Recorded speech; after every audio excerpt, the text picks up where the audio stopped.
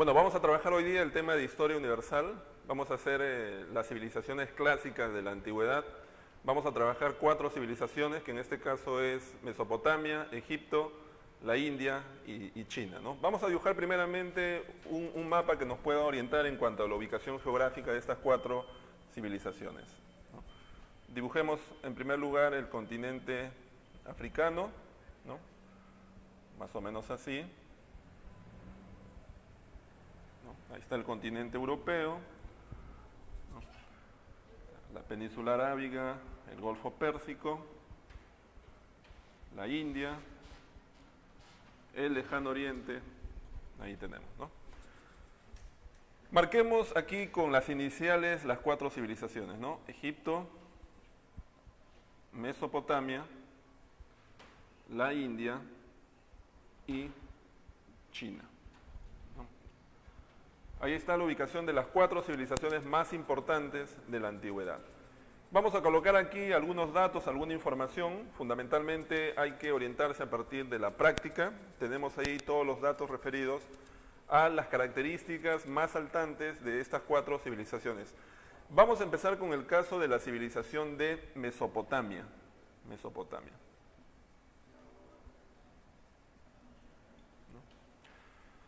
Bueno, sabemos que la civilización de Mesopotamia, que es una de las civilizaciones más antiguas que se han desarrollado en el continente del Asia, se ubicó en esta región que hoy día actualmente ubica el país de Irak, aunque a lo largo del tiempo en realidad cubrió otros espacios, ¿no? Parte de Siria, parte de Irán, parte de Palestina, ¿no? Llegó, digamos, a abarcar todos esos territorios, pero fundamentalmente estuvo ubicada en la zona de lo que actualmente es Irak.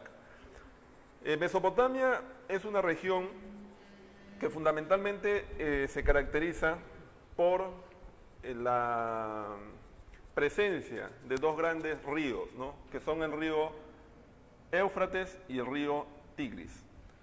Ambos ríos atraviesan de norte a sur el territorio de Mesopotamia y desembocan en el Golfo Pérsico.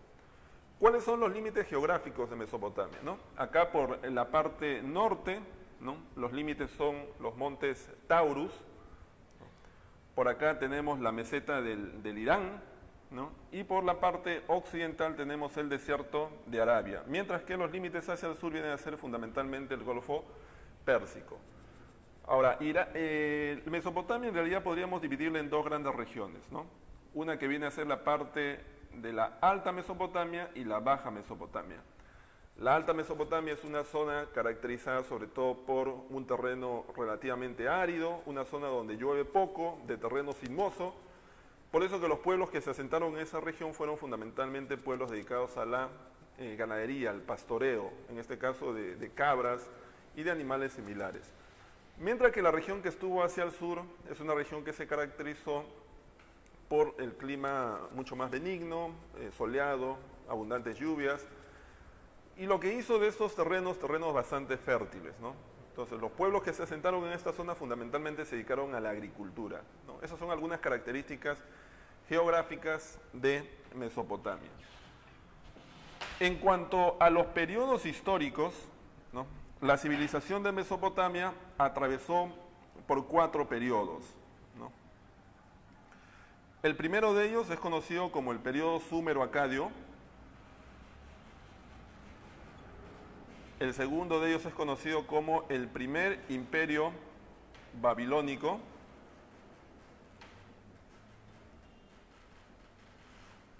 Luego tenemos el imperio o periodo asirio. Y finalmente tenemos el llamado el segundo imperio babilónico.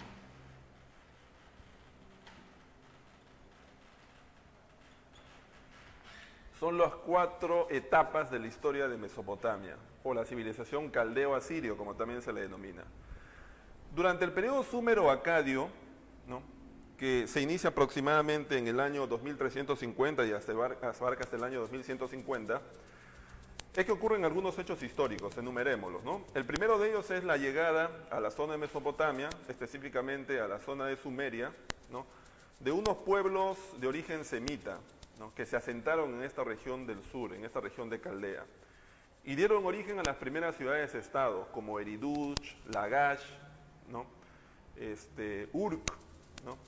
El segundo lugar es el periodo en el cual se va a inventar la escritura cuneiforme, ¿no? Una escritura que tiene unos caracteres en formas de cuña y que se elaboraba sobre tablillas hechas de arcilla, ¿no?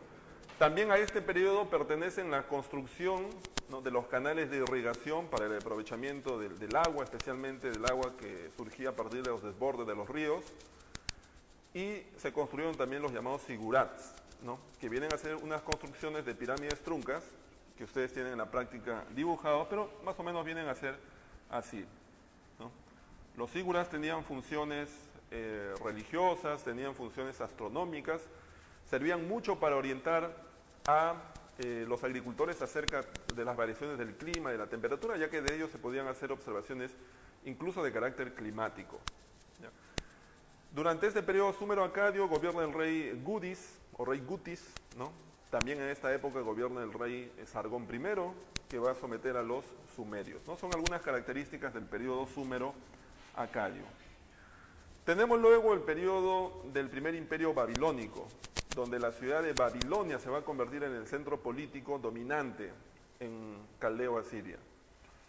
Este periodo va a ser clásico debido al gobierno de los amorritas, ¿no?, que es una dinastía que pertenece a una etnia.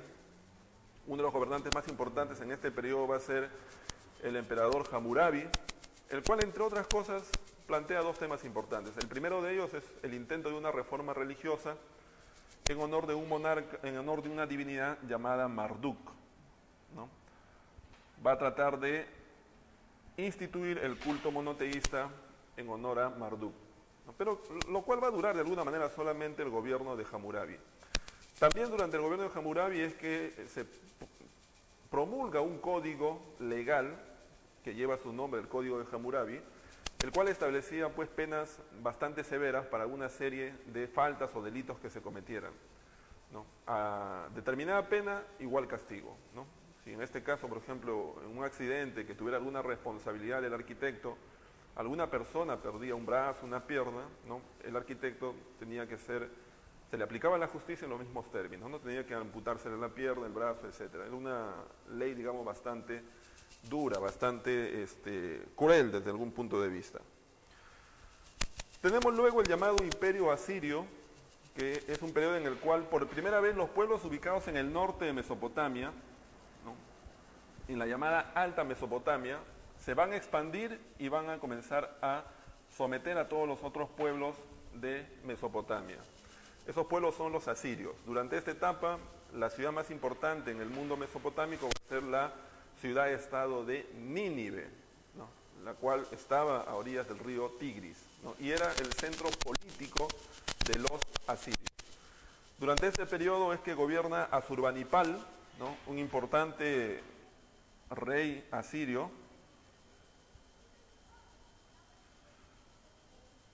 el cual va a llevar a los límites, ¿no?, la extensión del imperio asirio, ¿no? Los asirios van a conquistar la zona de Siria, van a conquistar parte de Persia, van a llegar incluso hasta las fronteras con Egipto, ¿no? Son algunas de las regiones que los asirios van a conquistar.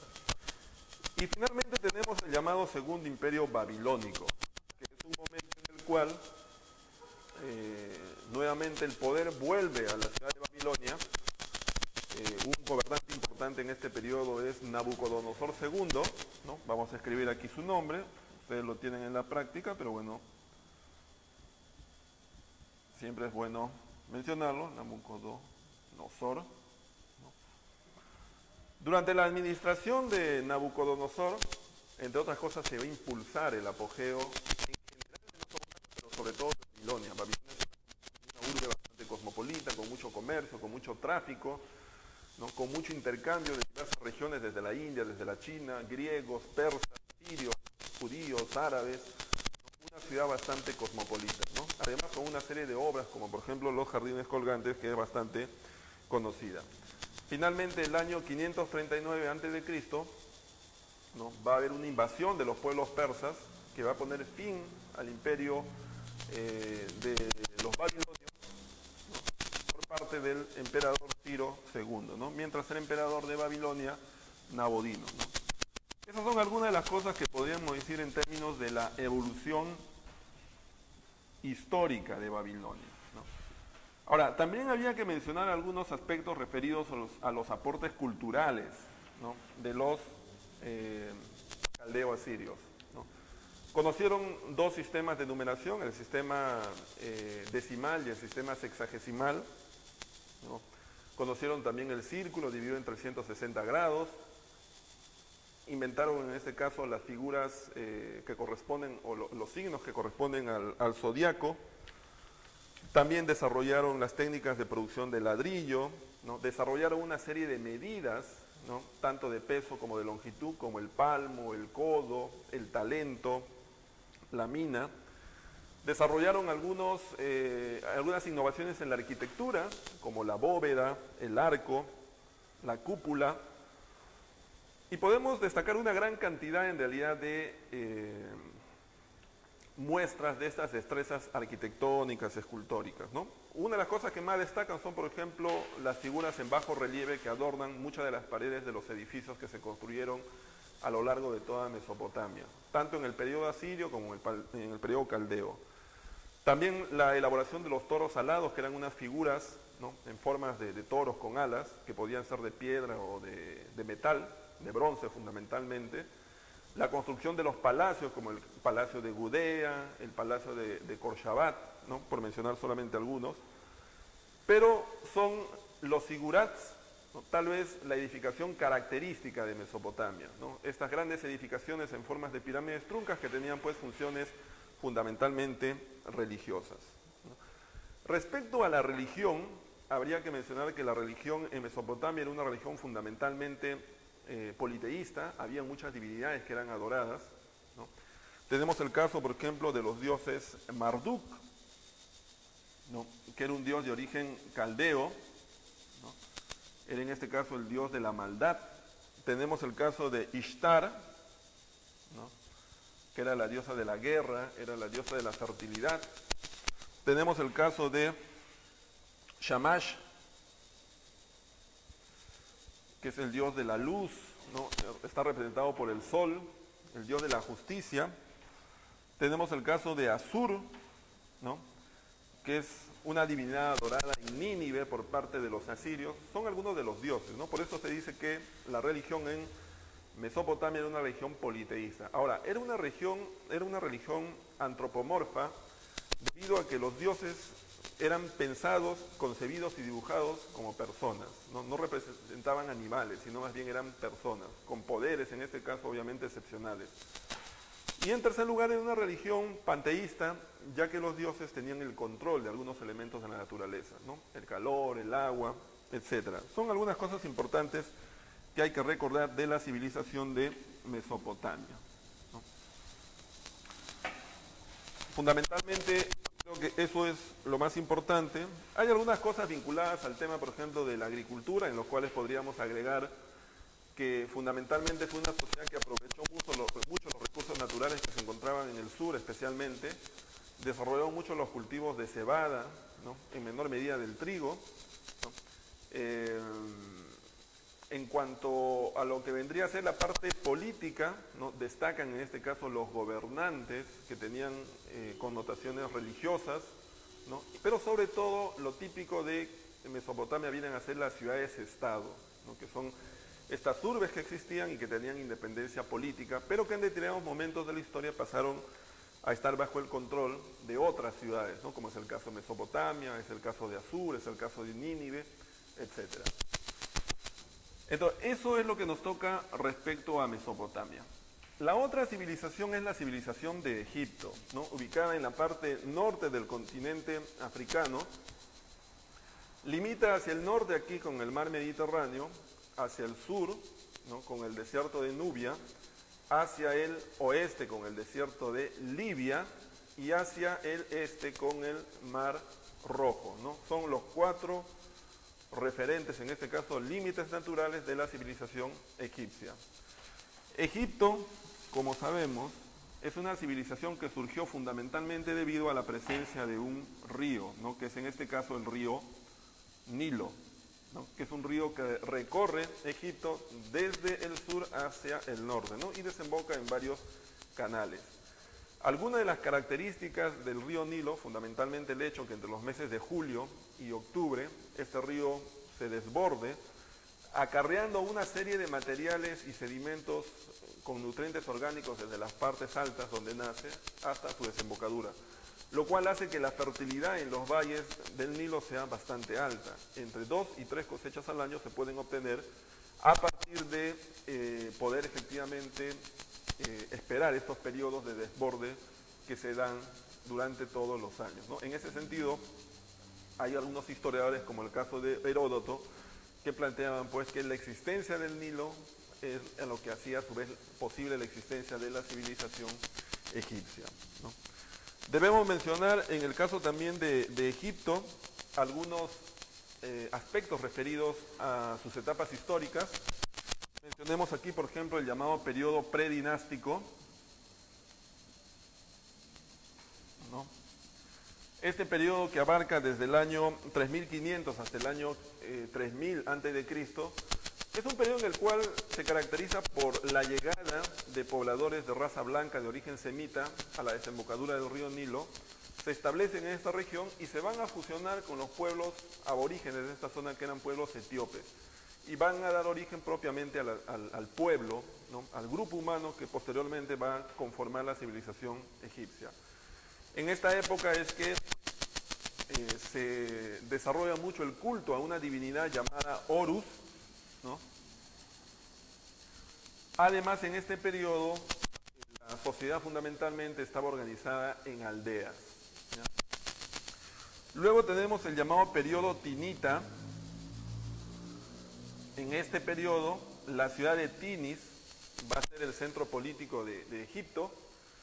Va a aparecer aquí un gobernante llamado Menes, el cual va a lograr unificar por primera vez Egipto, ¿no? El Alto y el Bajo Egipto se van a lograr unificar. Tenemos luego el periodo menfítico,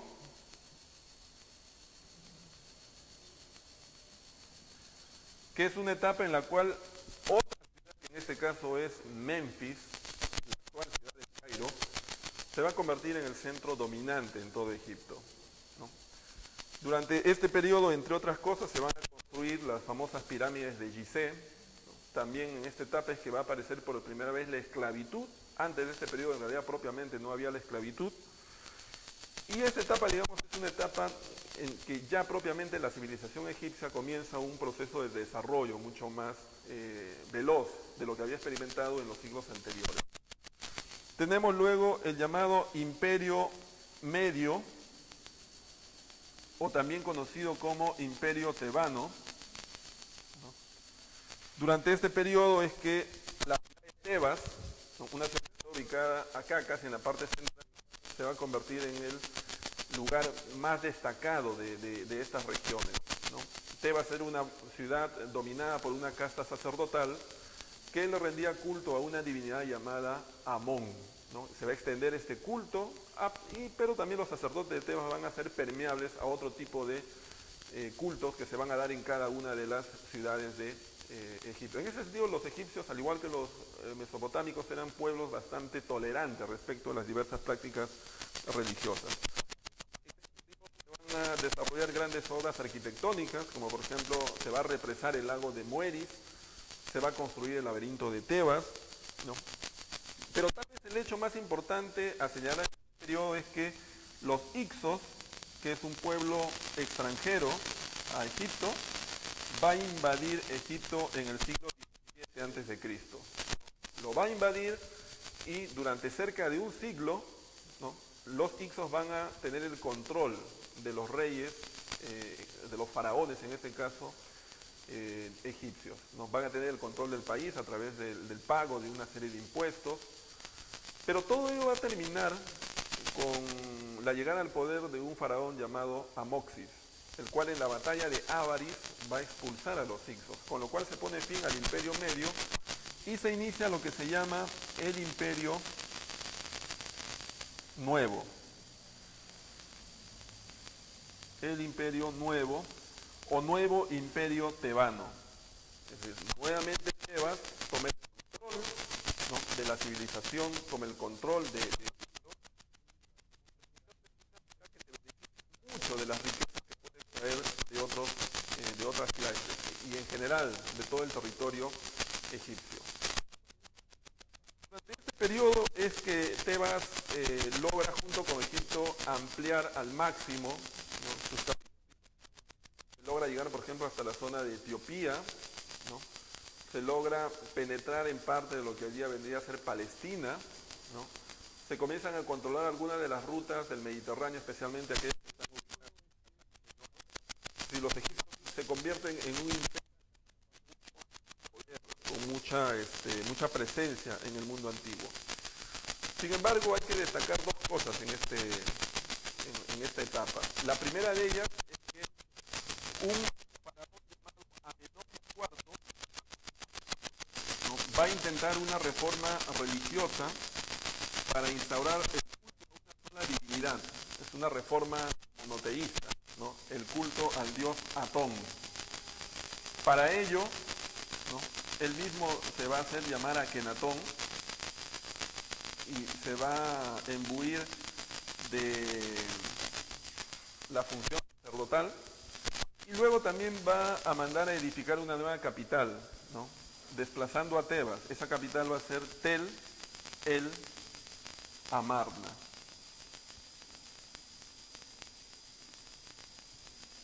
Tel el Amarna. El centro histórico se conoce con el nombre de la Reforma Amarniana, o también llamada la Reforma Monoteísta, ¿no?, encabezada por Amenofis o Akenatón. Finalmente, tampoco va a durar pues el tiempo más allá del gobierno de Amenofis, ¿no? Los sacerdotes contra Amenofis finalmente lo van a derrocar y se va a dar más atrás en esta reforma monoteísta. Es importante reconocer ese intento de reforma religiosa. Y el otro importante imperio nuevo es la llegada del rey Ramsés II, quien va a lograr detener un intento de los hicsos de reconquistar Egipto, ¿no? En la batalla de Kadesh, ¿no?,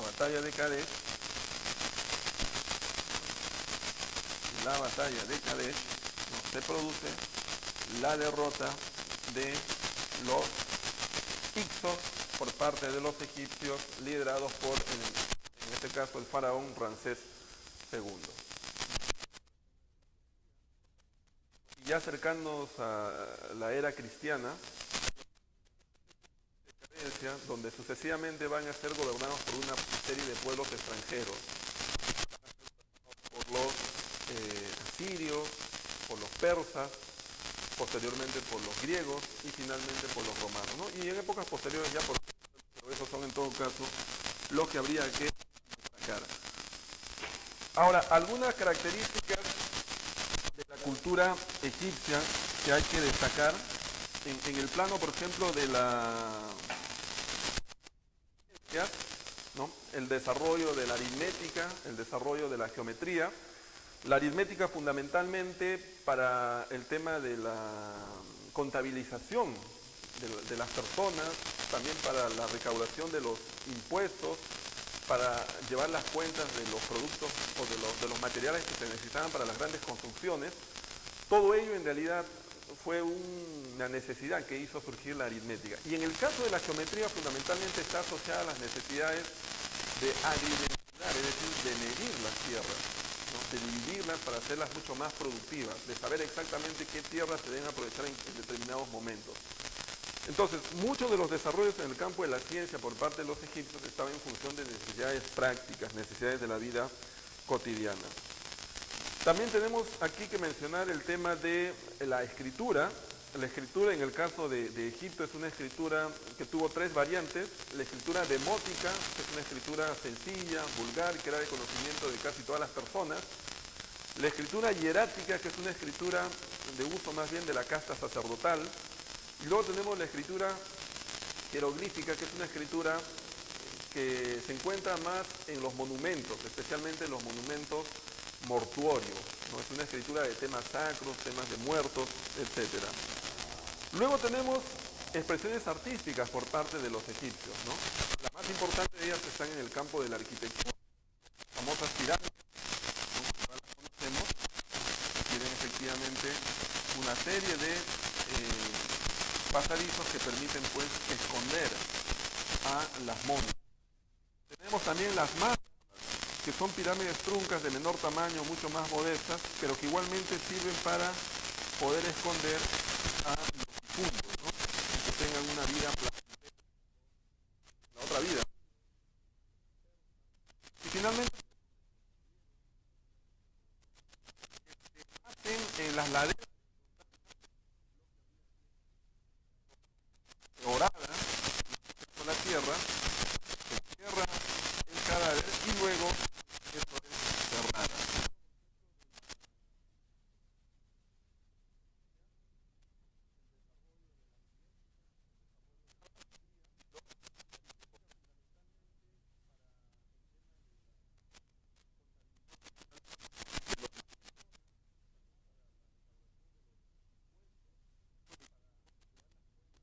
Una fue también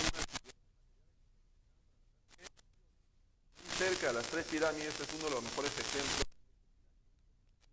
históricos de cultura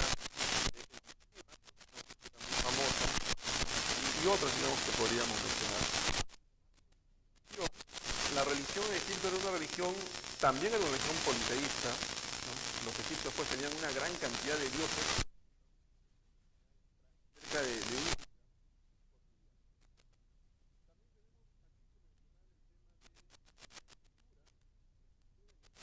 divinidades, ¿no? Como el caso de ¿no? El dios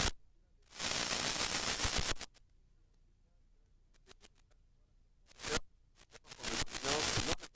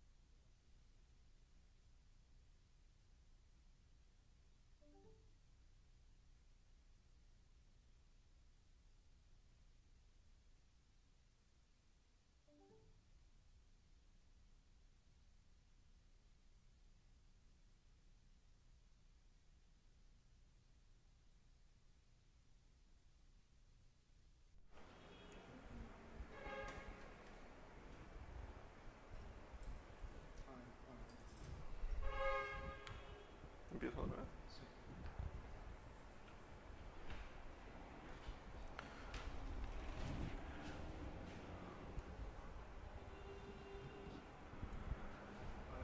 Bueno, les estaba mencionando que respecto a Egipto, la organización política, ¿no?, tenía en su cúspide al faraón, el cual tenía una connotación religiosa, era concebido como la expresión de una divinidad en la tierra. Luego estaban los visires, que eran gobernantes locales, administraban cada una de las divisiones en las cuales se había organizado Egipto, que eran los llamados nomos. Luego estaba el caso de los escribas, que eran funcionarios que administraban la totalidad de Egipto. Teníamos también el caso de los guerreros del pueblo y los esclavos, que como les señalaba surgieron recién en determinado momento de la historia de Egipto, ¿no?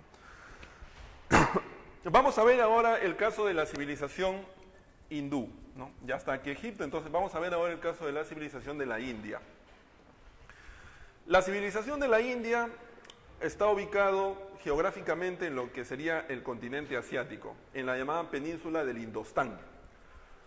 ¿Cuáles eran los límites? Ustedes lo tienen ahí en la práctica. Hacia el norte estaban las mesetas o las cordilleras del Himalaya. Luego tenemos hacia la parte este el océano Pacífico. Hacia la parte sur tenemos el océano Índico. Y hacia la parte occidental tenemos el mar Arábigo o mar de Omán, como también se le denomina, ¿no? Son los 4 referentes geográficos de la civilización hindú, ¿ya? Algunas cosas que podemos señalar están referidas fundamentalmente a las etapas históricas por las cuales atravesó este pueblo, ¿no? Estuvo dividido en 3 grandes fases: el periodo védico, el periodo brahmánico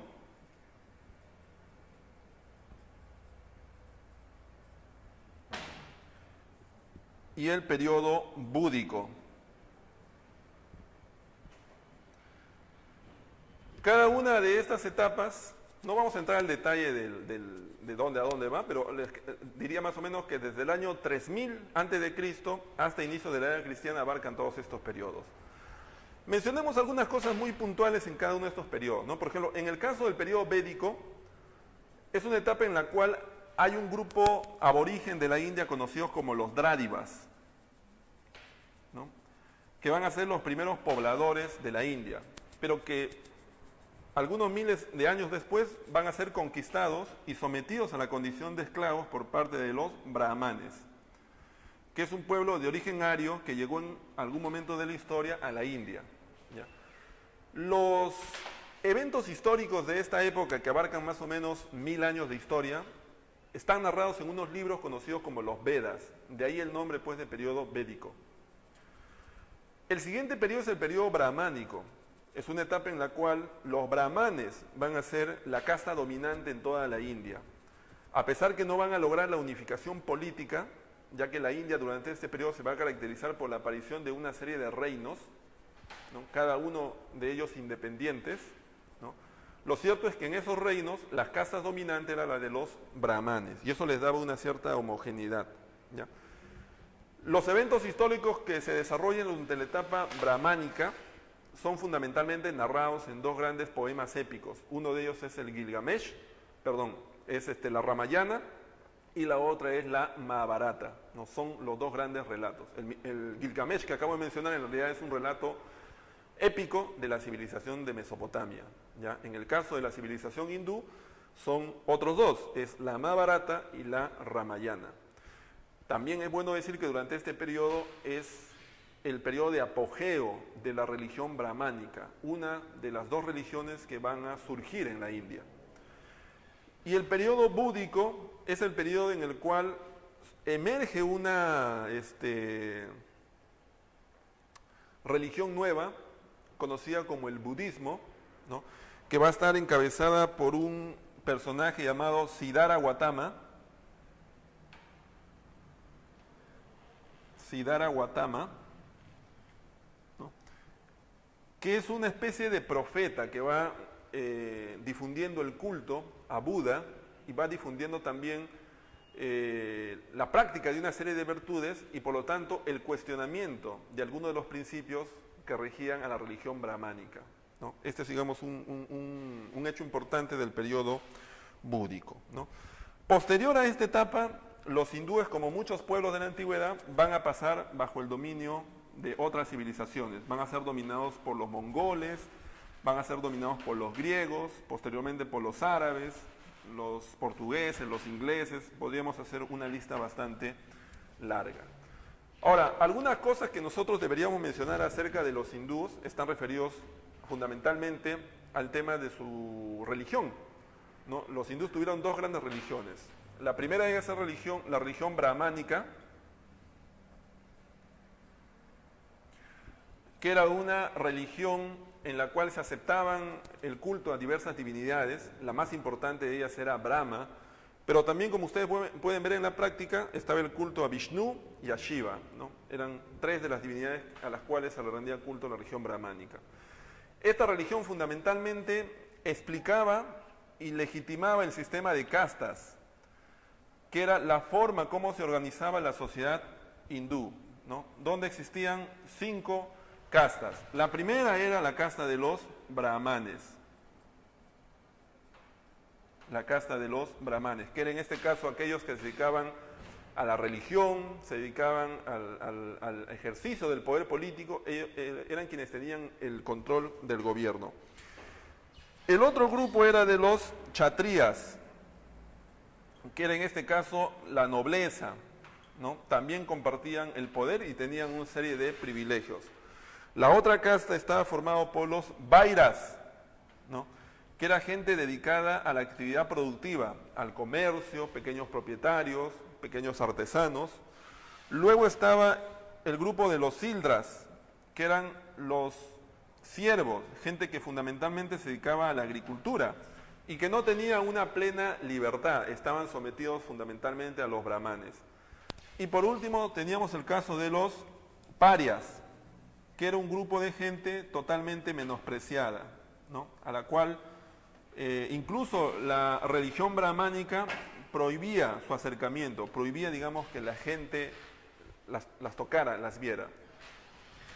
El sistema de castas establecía que las personas que nacían en una casta morían, vivían previamente obviamente, y morían en esa casta, y transmitían esa condición a sus herederos, a sus hijos, a su descendencia. El sistema de castas hacía que los individuos no pudieran, ¿no?, ni descender ni subir en la estructura social. Esa es una característica muy importante de la sociedad hindú. Ahora, el brahmanismo de alguna forma justificaba esto, porque planteaba que la principal virtud de las personas era fundamentalmente el cumplimiento de las obligaciones con la casta, con el grupo al cual uno pertenecía, ¿no? Cosa que nosotros hoy día sabemos que no es así. Pero en su momento, en esa misma época, surgió una religión que fue en este caso la religión budista, el budismo. Y el budismo era una religión que planteaba que el logro personal fundamentalmente se podía realizar a partir de la práctica de una serie de virtudes como el respeto, la tolerancia, la humildad, el compromiso. Que cuando uno realizaba estas cosas llegaba a un estado conocido como el nirvana, que era un estado de felicidad, ¿no? Y por lo tanto, de alguna manera, el budismo cuestionaba pues el que la gente solamente viviera en función del cumplimiento de sus obligaciones de casta.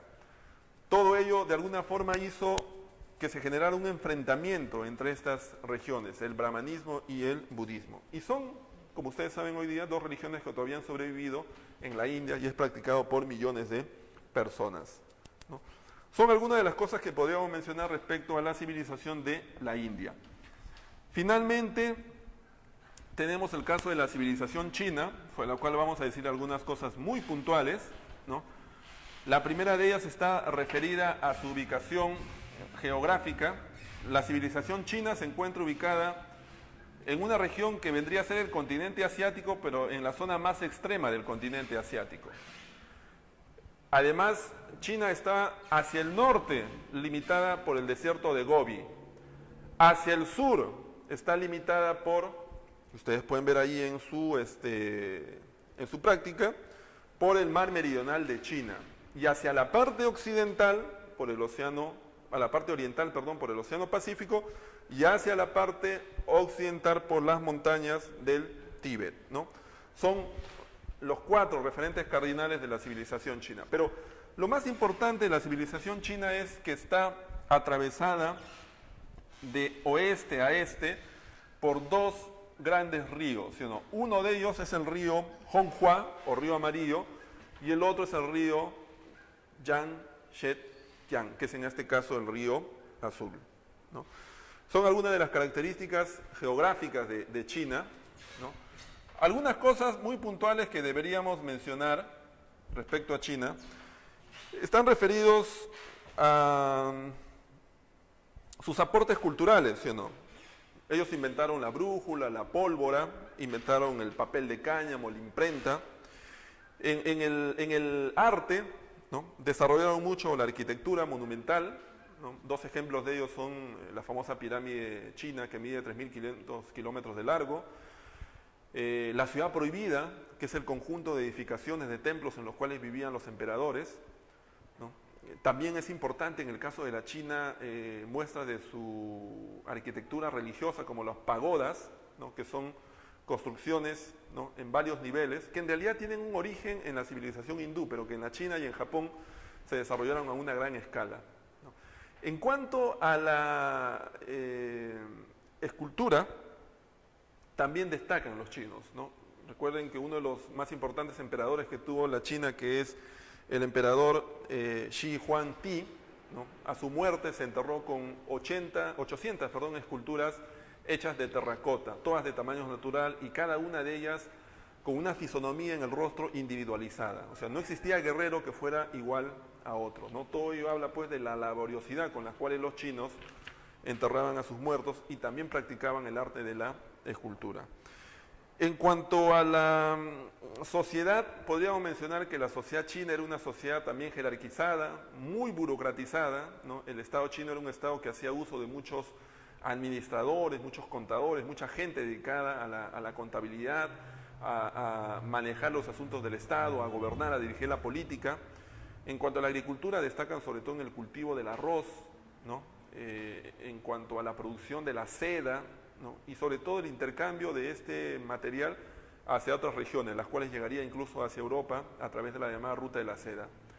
Finalmente, habría que mencionar de la China que tuvieron 2 grandes religiones, una de ellas conocida como el taoísmo y otra de ellas conocida como el confucianismo. El taoísmo y el confucianismo, ¿no? El taoísmo fundado por Lao Tse y el confucianismo fundado por Confucio, ¿sí o no? Ya no se vayan a equivocar, Confucio ahora se ha hecho famoso. Recuerden ustedes la misa esta que decía que Confucio es el inventor de la confusión, pero obviamente ese es un error, ¿sí o no? El confucianismo en todo caso es una doctrina, ¿no? Fundada por Confucio. Tanto el taoísmo como el confucianismo eran sobre todo doctrinas morales, ¿no? Lao Tse y Confucio fueron reformadores morales. Lo que ellos planteaban eran principios a seguir por todas las personas, virtudes que todos deberíamos practicar: la humildad, la tolerancia, el respeto, la verdad, la justicia, la bondad, ¿no? Que son cosas que hasta hoy día de hoy han quedado en la civilización china como uno de sus grandes legados, ¿sí, no? Bueno, fundamentalmente eso es lo que tenemos que trabajar hoy día, ¿no?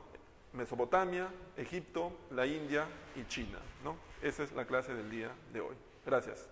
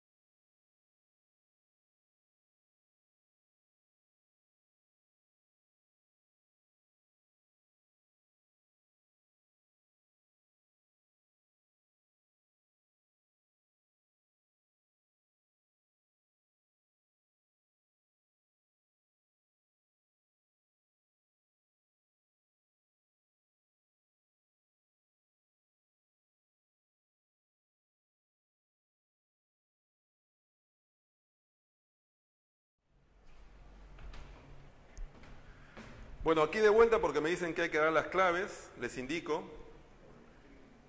A ver, vamos a escribirlas en la pizarra. Pregunta 1, 2, 3, 4 y 5. En el caso de la pregunta 1 de la práctica, la respuesta es la letra D, de dado. En la pregunta 2, la respuesta es la E de enano. En la 3, la respuesta es la B de bebé. En la pregunta 4, la respuesta es la C, no, de casa. Y en la 5 es la A, ¿no?, de amor. En este caso son las 5 alternativas correctas de la práctica de esta semana. Gracias.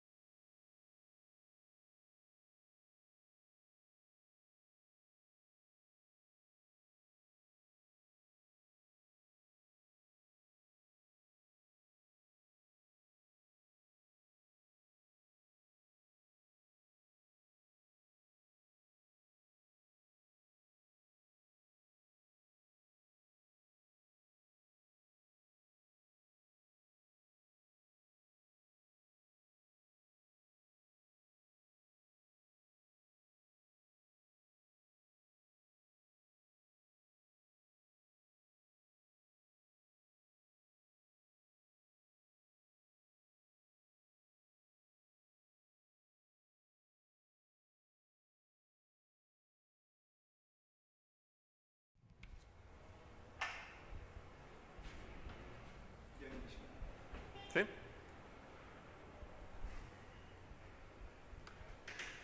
Bueno, vamos a trabajar hoy día el tema de historia universal. Vamos a hacer las civilizaciones clásicas de la antigüedad. Vamos a trabajar 4 civilizaciones, que en este caso es Mesopotamia, Egipto, la India y China, ¿no? Vamos a dibujar primeramente un mapa que nos pueda orientar en cuanto a la ubicación geográfica de estas 4 civilizaciones, ¿no? Dibujemos en primer lugar el continente africano, ¿no?, más o menos así.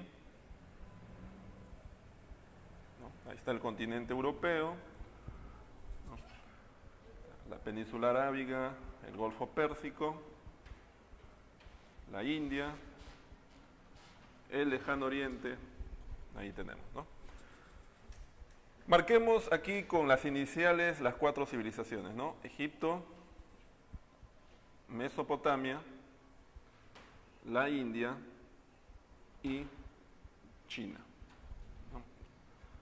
Ahí está la ubicación de las 4 civilizaciones más importantes de la antigüedad.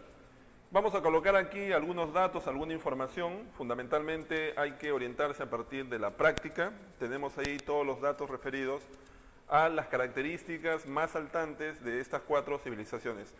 Vamos a empezar con el caso de la civilización de Mesopotamia. La parte norte, ¿no?, los límites son los montes Taurus. Por acá tenemos la meseta del Irán, ¿no?, y por la parte occidental tenemos el desierto de Arabia, mientras que los límites hacia el sur vienen a ser fundamentalmente el Golfo Pérsico. Ahora, Mesopotamia en realidad podríamos dividirla en 2 grandes regiones, ¿no? Una que viene a ser la parte de la Alta Mesopotamia y la Baja Mesopotamia. La Alta Mesopotamia es una zona caracterizada sobre todo por un terreno relativamente árido, una zona donde llueve poco, de terreno sinuoso. Por eso que los pueblos que se asentaron en esa región fueron fundamentalmente pueblos dedicados a la ganadería, al pastoreo, en este caso de cabras y de animales similares. Mientras que la región que estuvo hacia el sur es una región que se caracterizó por el clima mucho más benigno, soleado, abundantes lluvias.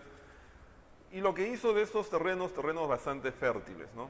Entonces, los pueblos que se asentaron en esta zona, fundamentalmente, Mesopotamia.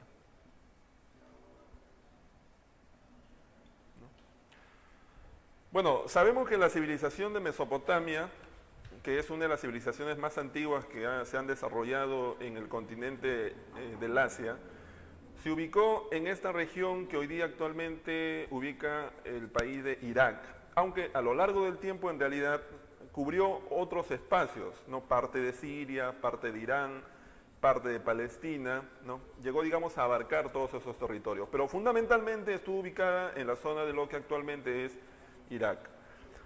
Mesopotamia es una región que fundamentalmente se caracteriza por la presencia de dos grandes ríos, ¿no? Que son el río Éufrates y el río Tigris. Ambos ríos atraviesan de norte a sur el territorio de Mesopotamia y desembocan en el Golfo Pérsico. ¿Cuáles son los límites geográficos de Mesopotamia, ¿no? Acá por él se dedicaron a la agricultura, ¿no? Esas son algunas características geográficas de Mesopotamia. En cuanto a los periodos históricos, ¿no? La civilización de Mesopotamia atravesó por 4 periodos, ¿no? El primero de ellos es conocido como el periodo súmero-acadio. El segundo de ellos es conocido como el primer imperio babilónico.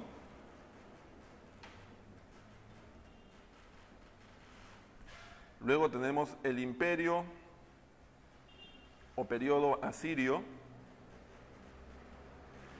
Y finalmente tenemos el llamado el segundo imperio babilónico.